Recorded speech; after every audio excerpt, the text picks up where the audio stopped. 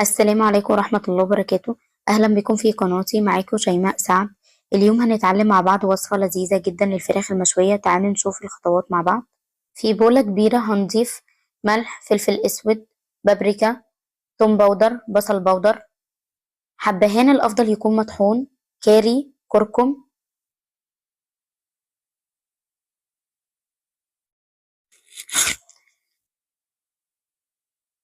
ضفت عليهم فلفل أحمر رومي مطحون،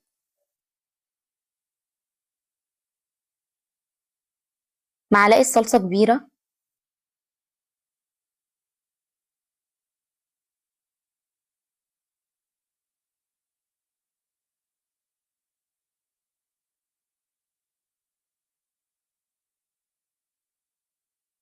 معلقتين صويا صوص،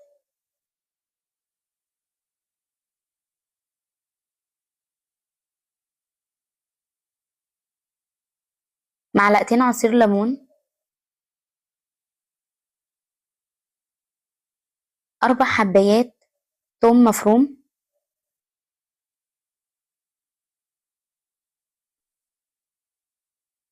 عصير طماطم، ربع كوب زيت زيتون.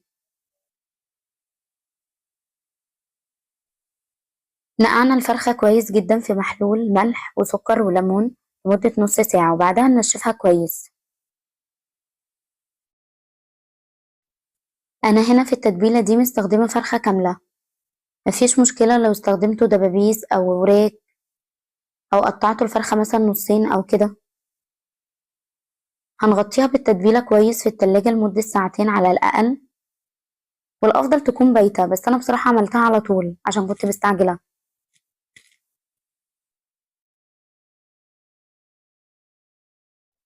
هجيب صينية وعليها شبكة، هرص عليها الفرخة،